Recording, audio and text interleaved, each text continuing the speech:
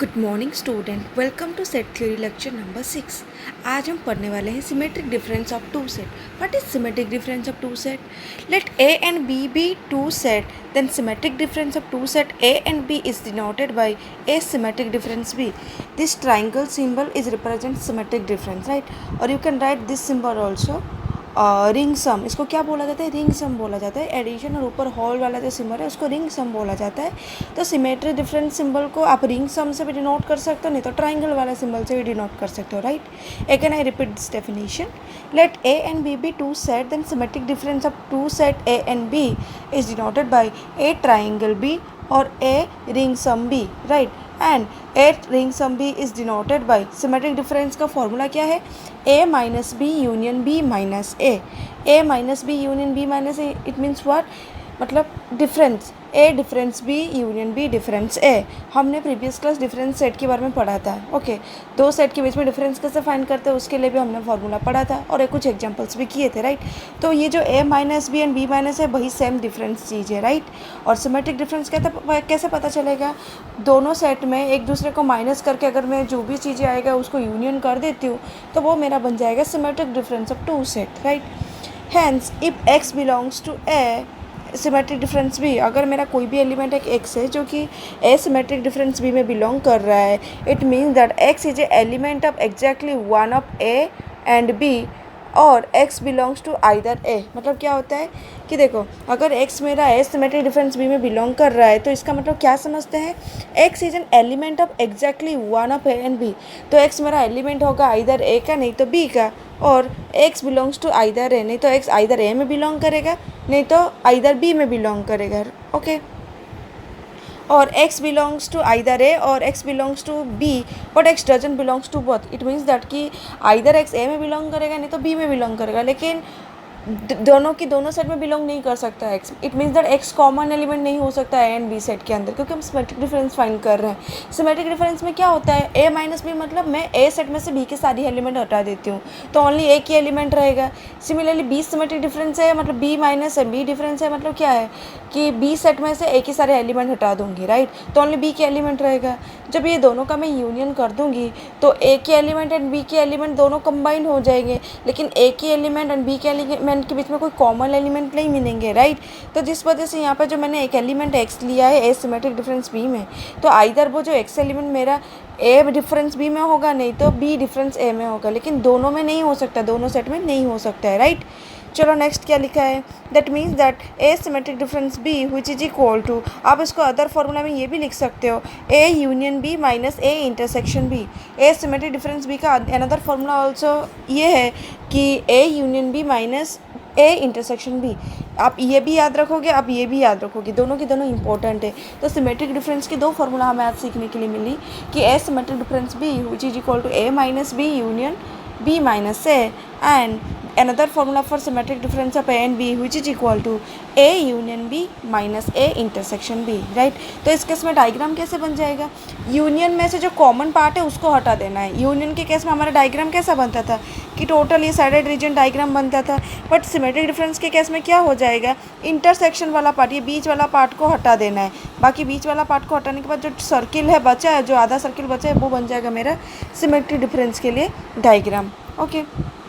अब चलो नेक्स्ट देखते हैं क्या है complement of a set. Complement of a set क्या है? चलो देखते हैं। Let A be any set, मेरे पास कोई एक सेट क्या है? ए है। Then the complement of set A is denoted by A dash. तो मैं कॉम्प्लीमेंट ऑफ उसी सेट ए का क्या फाइंड करूँगी? कॉम्प्लीमेंट फाइंड करूँगी तो मुझे क्या मिलेगा? उसको मैं नोटेशन दूंगी ए डैश से, नहीं तो ए बार से, नहीं तो ए कॉम्प्लीमेंट, ए की पावर में सी लिख देना तो समझ में आ जाएगा कि ए कॉम्प्लीमेंट है। तो ए कॉम्प्लीमेंट को तीन नोटेशन से आप डिनोट कर सकते हो, ए डैश, ए बार और ए की पावर में कॉम्प्लीमेंट वाला सिंबल सी, राइट? तो आपको वहाँ पे पता चल जाएगा कि कॉम्प्लीमेंट है, ओके? किसकी कॉम्प्लीमेंट है? ए की कॉम्प्लीमेंट है। तो ए be any set, let the complement of A is denoted by A dash or A bar or A complement of A is a set of those elements which are in universal set X but not are in element of set X। मतलब क्या है? A complement में क्या होगा? A complement में A के element को छोड़ के बाकी जितने भी सारे यूनिवर्सल सेट के एलिमेंट रहेंगे वो बन जाएगा मेरा A complement, राइट? तो A complement क्या होता है कि ए सेट की एलिमेंट को छोड़ के बाकी जितने भी सारे एलिमेंट्स रहेंगे यूनिवर्सल सेट में वो बनेगा मेरा ए कॉम्प्लीमेंट, राइट?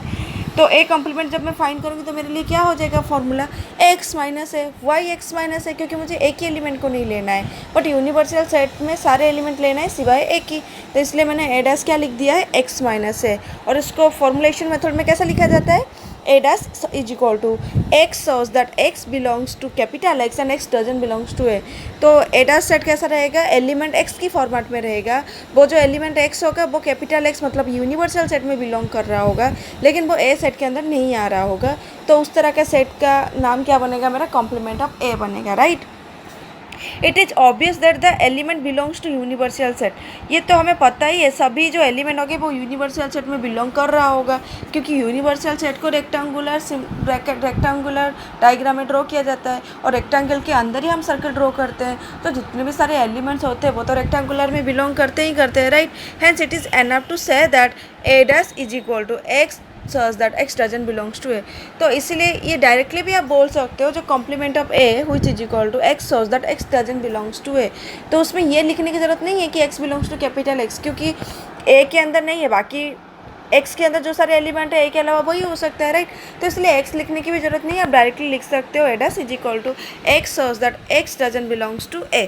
ओके, ये था कॉम्प्लीमेंट ऑफ द सेट। और कॉम्प्लीमेंट से ऑफ द सेट का डायग्राम देखो, क्योंकि हमने कॉम्प्लीमेंट ऑफ सेट ए क्या कहा था, ए डैश, और ए डैश क्या होगा, ए सेट की एलिमेंट को छोड़ के बाकी जितने भी सारे एलिमेंट बनेंगे यूनिवर्सल सेट के अंदर। तो ये मेरा ए का डायग्राम है। तो ए डायग्राम के अंदर जितने भी सारी एलिमेंट्स है वो तो मैं नहीं ले सकती, उसकी बाहर के सारे एलिमेंट ले सकती हूँ, जो कि बाहर की सारे एलिमेंट मतलब क्या कि यूनिवर्सल सेट के एलिमेंट। तो ये जो शेडेड रीजन सारे है, ये जो डायग्रामेटिकली जो रीजन है वो मेरा बन जाएगा ए डैश। ओके, ये था Venn diagram for complement of a set, right. अब चलो एग्जाम्पल्स करते हैं। एग्जाम्पल में क्या दिया है, चलो देखते हैं। First example, let a and b be set such that a union b which is subset equal to b। मतलब क्या है, मेरे पास दो सेट क्या दिया गया है, a and b दिए गया है, और क्या उन्होंने कंडीशन भी क्या दिया है, a union b which is subset equal to b and b is doesn't subset of a। b a की सबसेट नहीं है, लेकिन a union b, जब हम a and b दो सेट का यूनियन कर देंगे वो किसके सबसेट बन जाएंगे, b के सबसेट बन जाएंगे, लेकिन b जो है वो a की सबसेट नहीं बनेंगे। इट मीन्स दैट कि b जो है वो मेरा बड़ा वाला सेट है, राइट। a मेरा छोटा है, b मेरा यहाँ पे बड़ा वाला सेट है, इसलिए तो उन्होंने देखो b doesn't subset of a मतलब क्या होता है कि यहाँ पे a बड़ा होगा b नहीं हो रहा होगा, राइट। तो और क्या कहा गया है कि a यूनियन b को मैं अगर कंबाइन कर देती हूँ, a और b दो सेट को मैं अगर यूनियन सिंबल से कंबाइन कर देती हूँ तो वो किसके सबसेट बन जाते हैं, b की सबसेट बन जाते हैं। Draw the corresponding Venn diagram, और इसी कंडीशन को देख के हमें वेन डायग्राम ड्रॉ करना है। तो यहाँ पे सिंपली हमें क्या पता चल रहा है, अगर b not subset equal to a है, it means that a subset equal to b होगा, राइट। और a subset equal to b होगा, और दूसरा कंडीशन क्या दिया गया है, a union b which is subset equal to b। अगर मैं a के साथ b को भी यूनियन कर देती हूँ ना, तो अभी भी वो मेरा b का सबसेट बन रहा है, राइट। तो इट मीन्स दैट जो मेरा बड़ा वाला सेट, पहले तो एक रेक्टेंगल वाला डायग्राम ड्रॉ करना पड़ेगा, क्योंकि यूनिवर्सल सेट को कैपिटल X से डिनोट किया जाता है, राइट। और उसके अंदर ए भी ड्रॉ करना पड़ेगा, कोई ना कोई तो एक यूनिवर्सल सेट होगा, उसके अंदर ए भी मुझे ड्रॉ करना पड़ेगा। बट ए बी के लिए कंडीशन क्या दिया गया है कि B is not subset equal to A, it means that A is subset of B. तो इसलिए क्या हो जाएगा, बी मेरा सबसे बड़ा वाला डायग्राम, बड़ा वाला सर्किट बनेगा बाहर, और ए उसके अंदर बनेगा, क्योंकि ए जो है वो सबसेट ऑफ बी हो रहा है। और दूसरा कंडीशन क्या दिया गया है, A union B also subset equal to B. It means that अगर मैं ए और बी दोनों को यूनियन करके कंबाइन भी कर देती हूँ ना, तो भी जाके वो मेरा सबसेट बनता है। तो ये डायग्राम उसको रिप्रेजेंट करेगा, क्योंकि ए एंड बी दोनों एक साथ रहेंगे, भी अंदर ही रहेगा ए बी के अंदर। तो ये डायग्राम मेरा क्या बन गया, A union B which is equal to B. कैसा पता चला आपको A union B which is equal to B, देखो A union B subset equal to B मतलब क्या है, देखो ये मेरा सेट ए है जिसको मैंने स्ट्रेट लाइन से ड्रॉ किया मतलब हॉराइजेंटल लाइन से ड्रॉ किया है ए वाला घर में, राइट। और बी मेरा क्या है, मैंने ऐसे तिरछा लाइन से ड्रॉ किया है मैंने बी के अंदर, राइट। और A union B subset equal to B मतलब क्या है कि ए सेट की एलिमेंट और बी सेट की एलिमेंट को मैं कंबाइन कर दूंगी तो वो बी के अंदर रहेंगे। और डायग्राम देख के पता चल रहा है, जब मैं ए यूनियन बी करती हूँ टोटल मुझे क्या मिल रहा है, ये पूरा सेट बी मिल रहा है, राइट। ए यूनियन बी कर रही हूँ तो टोटल मुझे क्या मिल रहा है, टोटल बी सेट मिल रहा है। तो इसीलिए मुझे मैंने क्या लिख दिया सोल्यूशन में, A union B which is equal to B मिल गया, क्योंकि डायग्राम रिप्रेजेंट करने के बाद ए यूनियन बी पूरा शेडेड रीजन हो गया, मतलब पूरा डायग्राम फुल हो गया, अंदर पूरा सभी के ऊपर मैंने एरो मार्क सिम्बोमेटिकल दे दिया, कोई भी जगह खाली नहीं है। जिसलिए जब मैंने ए यूनियन बी किया तो टोटल मुझे बी वाला सेट बी मिला, जिस वजह से मुझे ए यूनियन बी क्या मिल गया, बी मिल गया। And every set is subset of itself. हमें क्या पता है कि जितने भी सारे सेट होते हैं वो खुद की सबसेट होते हैं। Hence A union B which is subset equal to B also. और हम यहाँ पे ये भी बोल सकते हैं ए यूनियन बी जो है वो सबसेट ऑफ बी भी हो सकता है, क्योंकि हमें यही तो दिखाना था, A union B which is subset equal to B, और इसी हिसाब से हमें डायग्राम ड्रॉ करना था। हमने दिखा दिया कि ये अगर A union B is equal to B मुझे मिल रहा है डायग्रामेट्रिकली, और हमें ये पता है कि every set is subset of itself, तो मैं डायरेक्टली लिख सकती हूँ A union B is subset equal to B, right. तो ये था diagrammatically representation of this example, right. अब दूसरा एग्जाम्पल करते हैं। Let A B and C be set such that A subset equal to B, A subset equal to C and B intersection C which is subset equal to A and A subset equal to B intersection C. Draw the corresponding Venn diagram. इसके हिसाब से हमें Venn diagram draw करना पड़ेगा। कैसे draw करते हैं चलो देखते हैं। फर्स्ट क्या दिया गया है, ए बी सी तीनों सेट दिया गया है, तो एक universal set capital x draw करते हैं, जो कि ये है कैपिटल एक्स, मतलब रेक्टेंगल में यूनिवर्सल सेट ड्रॉ कर रहे हैं। पहले क्या दिया गया है, ए जो है हमारा बी सेट के अंदर आ रहा है, राइट, और ए जो है वो मेरा सी सेट के अंदर भी आ रहा है, राइट। तो ए जो है वो ए सेट की जो एलिमेंट है वो बी सेट में भी आ रहा है एंड सी सेट में भी आ रहा है, मतलब कॉमन एलिमेंट आएंगे B set and C set में एक ही एलिमेंट, राइट। और क्या दिया गया है, मैं अगर बी इंटरसेक्शन सी करती हूँ ना, वो क्या बन जाता है, सबसेट ऑफ ए बन जाता है। क्या बन जाता है, अगर मैं बी इंटरसेक्शन सी कर देती हूँ, मतलब बी एंड सी की जो कॉमन एलिमेंट आएंगे वो ए सेट की सबसेट बन जाता है, मतलब ए सेट की कुछ एलिमेंट हो जाता है, right. And A subset equal to B intersection C, और ए किसकी सबसेट बन जाता है, ए सबसेट बन जाता है बी इंटरसेक्शन सी की सबसेट ऑल्सो बन जाता है, right. Draw the corresponding Venn diagram, चलो ड्रॉ करते हैं। पहले तो ए सबसेट इक्वल टू बी, मतलब क्या, बी सेट के अंदर ए आएंगे, तो ये वाला जो टोटल पार्ट ए का बनेगा, और ए सबसेट इक्वल टू सी मतलब सी सेट के अंदर भी ए आएंगे, तो इसलिए बी और सी हमने दो डायग्राम ड्रॉ किया, राइट।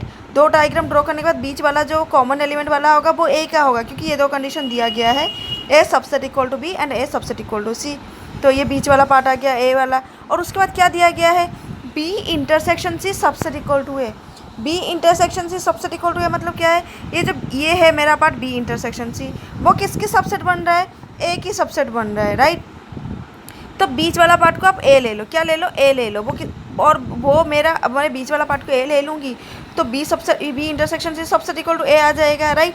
अब दूसरा क्या दिया गया है, A subset equal to B intersection C also, मतलब क्या है, ए जो सेट है, ये बीच वाला सेट जो ए है वो क्या बन रहा है, मेरा सबसेट इक्वल टू बन रहा है किसकी, बी इंटरसेक्शन सी के सबसेट बन रहा है, मतलब ये बीच वाला पार्ट ही रहेगा, इसमें और कोई डिफरेंस नहीं है, क्योंकि यही एक चीज़ है, क्योंकि यही बीच वाला ए बन सकता है और इसके अलावा कोई बन नहीं सकता।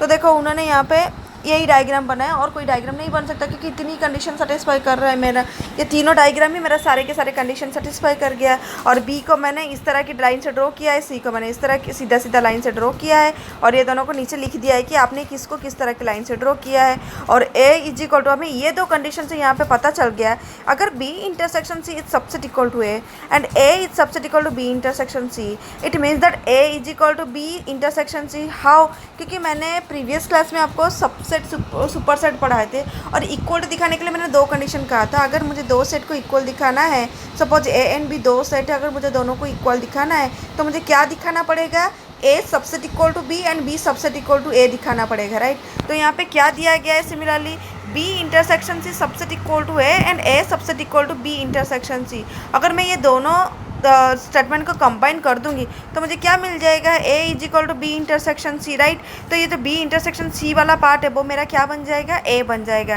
तो इसलिए हमने डायरेक्टली ये तीनों डायग्राम के अलावा और कुछ नहीं किया, और ये जो सेटेड वाला रीजन है वो है मेरा A is equal to B intersection C. ये था सेकेंड एग्जाम्पल का रिप्रेजेंटेशन, राइट। अब चलो थर्ड एग्जाम्पल देखते हैं। थर्ड एग्जाम्पल में क्या दिया है उन्होंने, देखो, let A B and C be set, मेरे पास तीन सेट क्या दिया गया है, A B C, such that A intersection B intersection C is equal to 5। अगर मैं तीनों सेट का इंटरसेक्शन कर देती हूँ तो मुझे 5 मिलता है। इट मीन्स दैट कि मैं तीनों सेट के बीच में मुझे कोई कॉमन एलिमेंट नहीं मिलता है, right. And A intersection B is not equal to 5, but अगर मैं इन दोनों में से ए एंड बी दो सेट ऐसा है, अगर इन दोनों का इंटरसेक्शन करती हूँ तो वो मुझे 5 नहीं देता है, right. And A intersection C, A का सी सेट के साथ अगर इंटरसेक्शन करते हो वो भी मुझे 5 एलिमेंट नहीं दे रहा है। इट मीन्स दैट कि कोई ना कोई दोनों सेट के बीच में कॉमन एलिमेंट है। Similarly B and C set दोनों के बीच में अगर मैं इंटरसेक्शन करती हूँ तो वो भी 5 नहीं होता है, मतलब कोई ना कोई कॉमन एलिमेंट होता है। तो इसके लिए मुझे वेन डायग्राम रिप्रेजेंट करना है। तो पहले तो मुझे क्या करना है, ए बी सी तीनों सेट ऐसा ड्रॉ करना है जो कि तीनों की अगर कॉमन जो इंटरसेक्शन हो रहा होगा वो मुझे 5 मिल रहा होगा, मतलब ओके। लेकिन इन दो मतलब इंडिविजुअली दो दो सेट करके मैं अगर इंटरसेक्शन करती हूँ तो कॉमन एलिमेंट मिल रहा होगा। तो मेरा डायग्राम कैसा बन जाएगा, तीनों डायग्राम एक दूसरे के साथ इंटरसेक्ट कर रहे होंगे, राइट। देखो यहाँ पे देखो, ये वाला डायग्राम जो है वो मेरा ए है, ये वाला डायग्राम जो है मेरा बी है, ये वाला डायग्राम जो है मेरा सी है, राइट। तो मैं जब ए इंटरसेक्शन बी फाइंड कर रही हूँ तो ये वाला पार्ट मेरा कॉमन मिल रहा है, राइट। और यहाँ पे कुछ ना कुछ एलिमेंट डायग्रामेटिकली दिख रहा है क्योंकि दोनों के ऊपर इंटरसेक्ट हो रहा है, तो ये वाला पार्ट मेरा ए इंटरसेक्शन बी बन गया।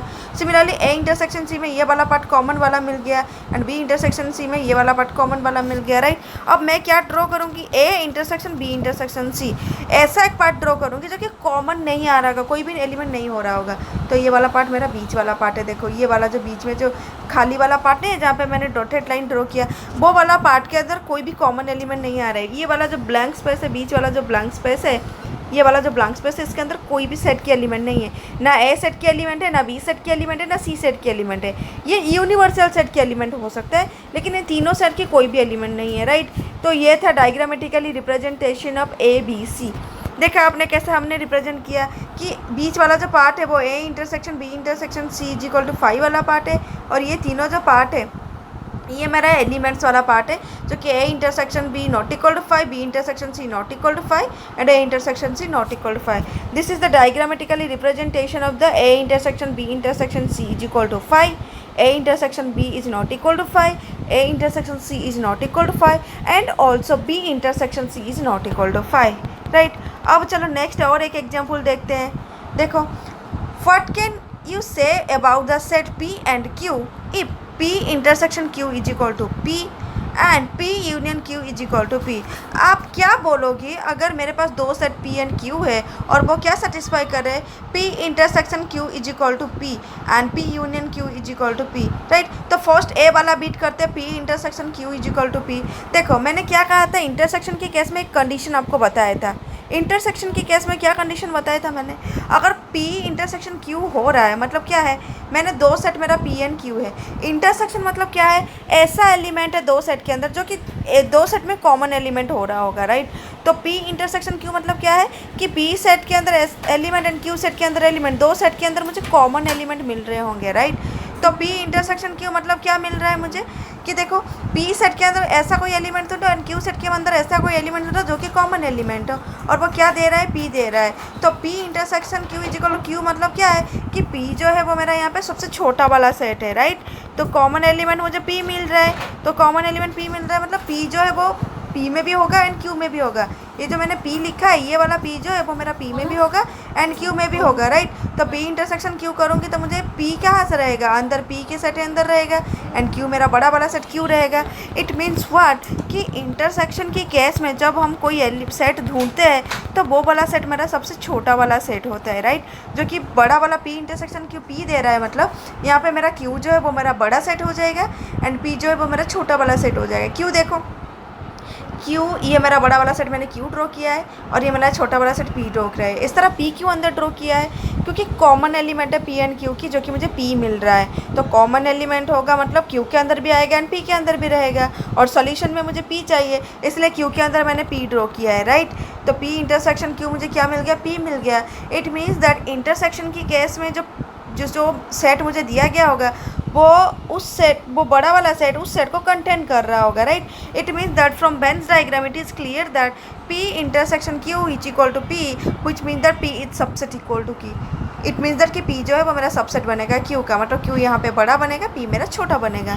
सिमिलरली जब B सेट के बारे में बात करूँगी, यूनियन के बारे में जब मैं यहाँ पे डिस्कस करूँगी कि P union Q is equal to P दे रहा होगा तो वहाँ पे मेरा क्या बन जाएगा, चलो देखते हैं। P union Q is equal to P मतलब क्या है कि P सेट के सारे एलिमेंट एंड Q सेट के सारे एलिमेंट को लेके जितने भी सारे एलिमेंट मिल रहे हैं मुझे वो क्या दे रहा है, P दे रहा है। इट मीन्स दैट यहाँ पे मुझे सारे एलिमेंट की कलेक्शन जो है वो मेरा P है और P के अंदर कहीं ना कहीं Q के एलिमेंट आ रहे हैं। इट मीन्स दैट हमें यहाँ से ये पता चल रहा है Q is subset of P, मतलब Q जो है वो मेरा सबसेट ऑफ P बन रहा है क्योंकि मेरा सोल्यूशन में P आ रहा है और यूनियन में सभी एलिमेंट की कलेक्शन ही होता है, राइट। तो P मेरा बड़ा सेट बन जाएगा और Q इसके अंदर कंटेन हो जाएगा, राइट। तो P union Q is equal to P which means that Q is subset equal to P मिल रहा है मुझे यहाँ पे, क्लियर। अब चलो नेक्स्ट एग्जाम्पल देखते हैं। देखो नेक्स्ट एग्जाम्पल सिमिलर है, आगे जाके जितने भी सारे एग्जाम्पल है वो सब आप ही को ही करना पड़ेगा। बाकी सारे एग्जाम्पल जैसे मैंने अभी 5 एग्जाम्पल की, उसी तरह 1.5, 1.6, 1.7, 1.8, 1.9, 1.10 उस तरह के सारे एग्जाम्पल सिमिलर है।